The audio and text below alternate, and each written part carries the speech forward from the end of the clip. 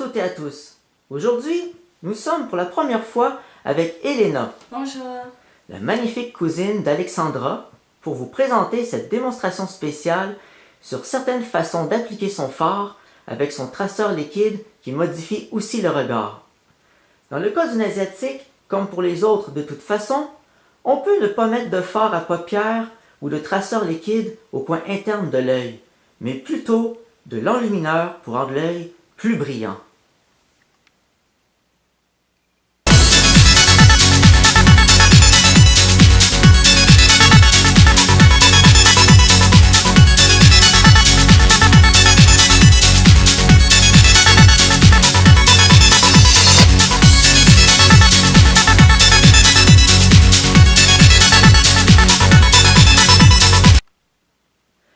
Le premier corps peut être enluminé, par exemple, avec le True Match de L'Oréal C301 glacé.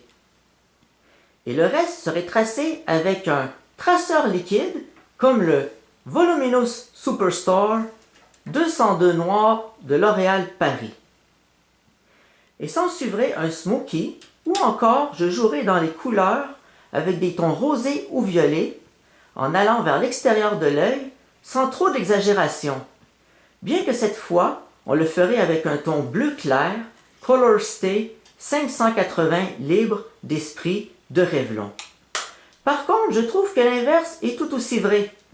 On pourrait mettre que du traceur liquide et du fard à paupières en partant du coin interne de l'œil jusqu'à l'extérieur.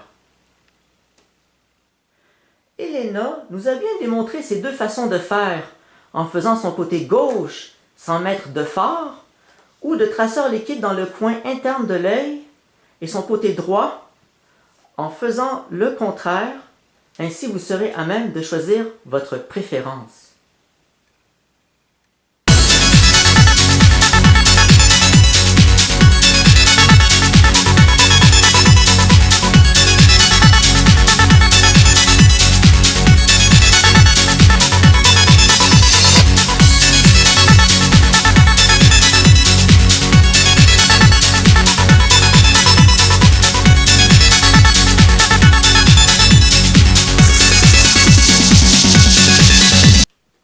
Pour le fard, je recommande à nouveau de ne pas utiliser de crème hydratante au préalable pour éviter qu'il ne devienne trop gras avec notre sébum produit par la peau et qu'il ne finisse par se perdre dans les plis des paupières au cours de la journée.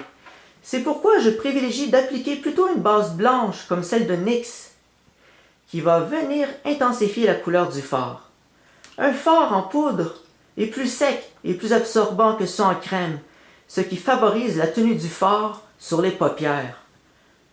Pour appliquer la base et le fard à paupières, un petit pinceau, comme le numéro 12 de NYX, est préférable.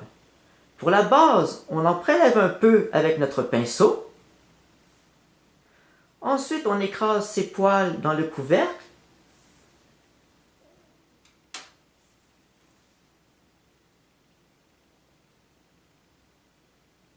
Et on les secoue un peu au-dessus pour en retirer l'excédent avant de les tapoter doucement sur l'ensemble de la paupière mobile fermée et en rajouter un peu sous l'arcade sourcilière pour donner plus de lumière. Lorsqu'on y rajoute son fard à paupières, on reprend la même routine que pour la base, mais cette fois, on termine le tout en l'extompant avec un pinceau comme le numéro 16 de NYX. Merci à nouveau pour suivre nos tutoriels. Elena et moi vous disons à la prochaine. Au revoir.